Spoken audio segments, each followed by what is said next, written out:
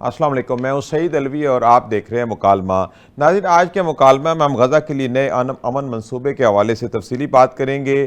اس نئے امن منصوبے پر اتفاق کر لیا گیا۔ یہ بیسیکلی ٹرمپ نتنیاہو غزہ کے لیے نئے امن منصوبے کے طور پہ جانا جا رہا ہے۔ اسلامی ممالک نے اس امن منصوبے کو خیر مقدم کیا ہے۔ منصوبے کے 3 اہم نکات ہیں: ایک جنگ بندی، اور دوسرا اسرائیلی انخلاء، اور تیسرا تعمیر نو۔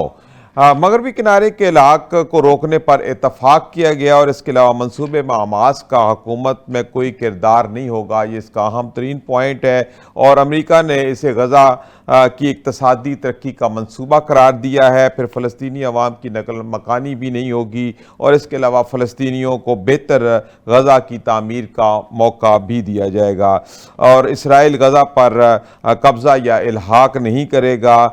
قطر حماس ذمہ داری سے اس امن منصوبے کا جائزہ لیں گے۔ اسی حوالے سے تفصیلی بات چیت کریں گے۔ مجھے مکالمہ میں جوائن کیا ہے سابق سفارتکار نذیر حسین صاحب نے۔ نذیر صاحب، مکالمہ میں خوش آمدید۔ جی بہت شکریہ آپ کا۔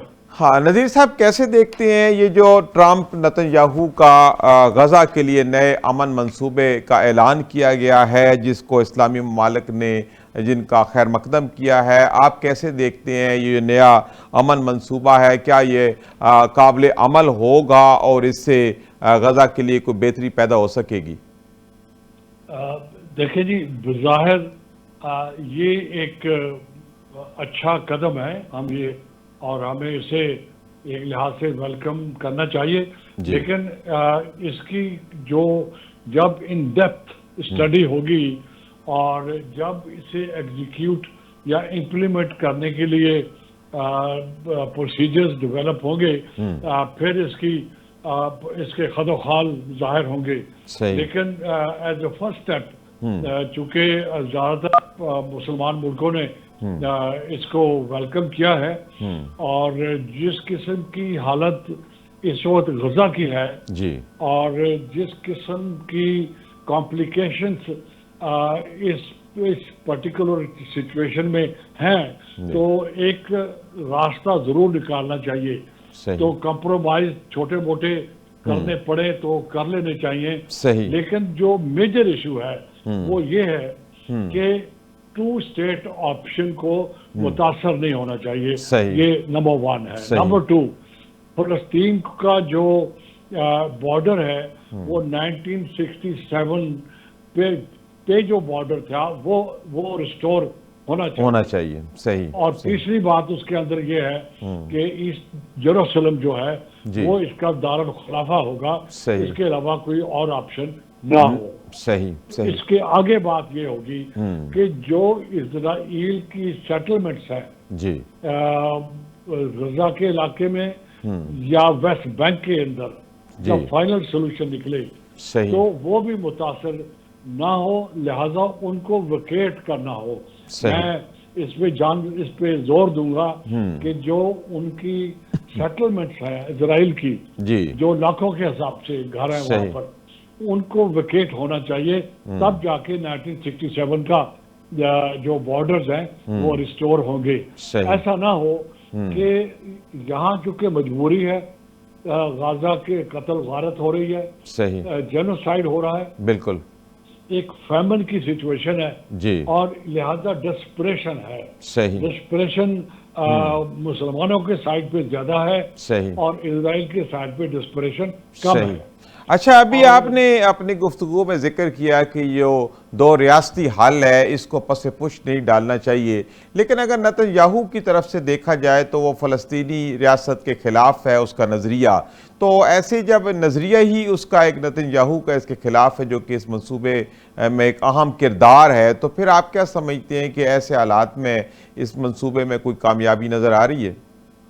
دیکھیں، یہ جو 21 پوائنٹ فارمولا پریزیڈنٹ ٹرمپ نے دیا ہے، یہ نتنیاہو تو مجبوری کے طور کے اوپر آن بورڈ ہوا ہوگا، کیونکہ امریکہ کو نظر آ رہا ہے کہ اگر یہ کچھ نہ کیا تو یہ پاکستان اور سعودی عرب کا الائنس ہوا ہے، اور شاید اگلے 3 مہینوں میں پورے کا پورا گلف جو ہے یا مسلمان جو ہیں وہ کہیں اکٹھے نہ ہو جائیں۔ میں آپ کو بتاؤں، اصل بات یہ ہے ان کو ڈر لگ گیا ہے اور اس نے اس کو مجبور کیا کہ کچھ نہ کچھ تو کرو، لیکن یہ جو کچھ نہ کچھ ہے یہ غزہ تک نہ رہے، اس کو لارجر سولوشن کا حصہ بننا ہوگا، اور وہ یہ بھی آپ کے علم میں ہے، اور کہ ایک پیرالل جو ارینجمنٹ چل رہی ہے وہ یونائٹڈ نیشنز کے اندر ہے، جہاں پر مسلمان ملک اور یورپین ملک اور غیر یورپین ملک مل کے، میرے خیال میں یہ نمبر پہنچ گیا ہے 159 تک، یہ ان ملکوں نے ٹو اسٹیٹ آپشن کو ایکسیپٹ کیا ہے اور فلسطین کی ریاست کو قبول کیا ہے، لہذا یہ آسان نہیں ہوگا امریکہ کے لیے، ہم اسرائیل کو تو باہر نکال دیں، انہوں نے تو اس میں میں لفظ استعمال کروں گا، اس کو خراب کرنا ہی کرنا ہے، ٹھیک ہے، آپ ان سے ایکسپیکٹ نہ کریں کہ وہ آرام سے اس کو آپ کے حوالے کر دیں گے، لیکن مجبوری ٹرمپ صاحب کی ہے، امریکہ کی مجبوری ہے، وہ بھی انڈر پریشر ہے، بات یہ ہے کہ ٹو اسٹیٹ آپشن ہی فی الحال سولوشن ہے، اور اگر وہ اسٹیٹ اس طرح بن جائے جو کہ 1967 کے بارڈرز کے مطابق ہے تو اس کے دو فائدے ہوں گے، ٹھیک ہے، ایک فائدہ یہ ہوگا کہ اسرائیل ایک تھریٹ نہیں رہے گا شارٹ ٹرم میں، ٹھیک ہے، دوسری بات یہ کہ جو اسرائیل کا مین منصوبہ ہے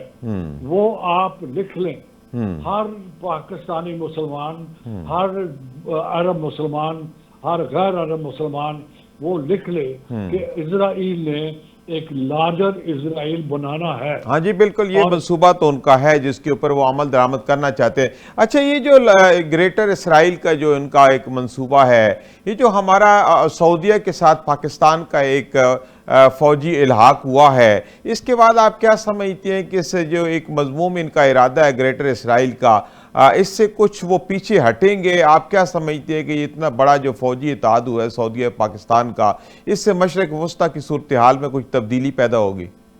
جی، آپ کے سوال کے دو حصے ہیں، آیا پیچھے ہٹیں گے یا تبدیلی آئے گی؟ میں عرض کرتا ہوں، پہلے تبدیلی والے سوال کو لے لیتے ہیں۔ صحیح، کم از کم فلسطین میں وہ جو ایک ارجنسی جسے کہتے ہیں نا، ایک ایمرجنسی کی صورتحال تھی کہ غزہ کے لوگ مرے جا رہے ہیں، جی بالکل، اور اسرائیل جو ہے وہ 7 ملکوں کو تباہ کر چکا ہوا ہے، جی بالکل، لیبیا، سیریا، عراق، لیبنان، یمن اور ایران کا بھی اس نے بہت نقصان کر چکا ہے، جی بالکل ہوا ہے، صحیح کہہ رہے ہیں۔ یہ جو آپ کا ایگریمنٹ ہوا ہے سعودی اور پاکستان کا، اس سے یہ ہوگا کہ اس میں ٹھہراؤ آ جائے گا، اسرائیل وہ من مانی نہیں کر پائے گا اور وہ اس طرح تھریٹن نہیں کر پائے گا اگر اس معاہدے کو، میں عرض کروں، اگر اس معاہدے کو انٹیلیجنٹلی، کریج کے ساتھ اور وزڈم کے ساتھ آپ اس کو آگے لے کے جائیں اور اس کو زمین پہ جسے کہتے ہیں کہ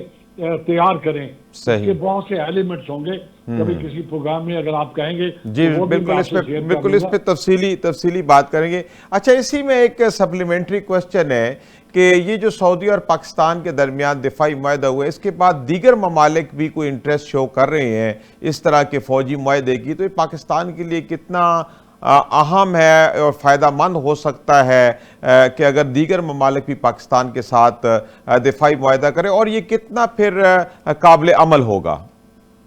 دیکھیں، ایک بات تو یہ طے ہے کہ جو مئی میں ہمارا ہندوستان کے ساتھ کانفلکٹ ہوا، اس کانفلکٹ نے پاکستان کی جو جسے کہتے ہیں انٹرنسک، میں نے اندرونی طاقت جو ہے اس کو ظاہر کر دیا ہے دنیا کے اوپر، جی بالکل، کہ پاکستان کے پاس کیپیبلٹی ہے، بالکل، پاکستان کے پاس ہیومن ریسورس ہے، ٹھیک ہے، پاکستان کے پاس اسٹریٹجی ہے کہ وہ یہ کام کر سکتا ہے، ٹھیک ہے، ایک یہ سب وہاں سے شروع ہوا ہے۔ نمبر 2، جو قطر میں ہوا اس نے یہ ثابت کیا کہ اپنی سیکیورٹی آپ امریکہ یا اسرائیل کے حوالے نہیں کر سکتے، جبکہ قطر اسرائیل کا بھی دوست تھا اور قطر امریکہ کا بھی دوست، بالکل، وہاں پہ وہ ان کا اتحادی ہے، وہاں پہ اس کے اڈے بھی ہیں، بالکل، نمبر 1۔ نمبر 2، یہ بھی ہمارے سب کو، لیڈرز کو، اسکالرز کو، انٹیلیجنسیا کو لکھ لینا چاہیے،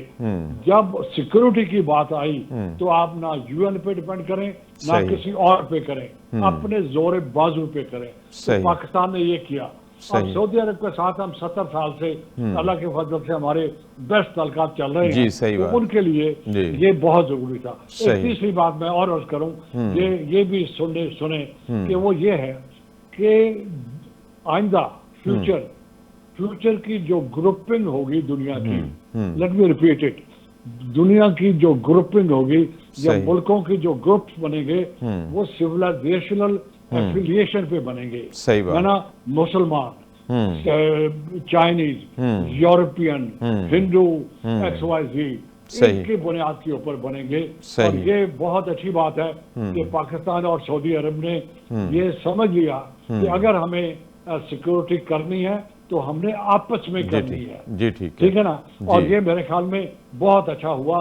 एक और बात ये थी कि मुसलमानों के अंदर सवाल आप पूछेंगे कि 70 साल में क्यों नहीं हुआ, वजह उसकी ये थी कि मुसलमानों के अंदर 57 या 52 स्टेट्स हैं, सही 2 बिलियन लोग हैं, जी बिल्कुल, ये आपस में बिखरे हुए हैं। जी बिल्कुल, इसमें कोई शक नहीं, बिल्कुल। और उसको कहते हैं सेंटर ऑफ ग्रेविटी हमारे पास नहीं था। बिल्कुल। पाकिस्तान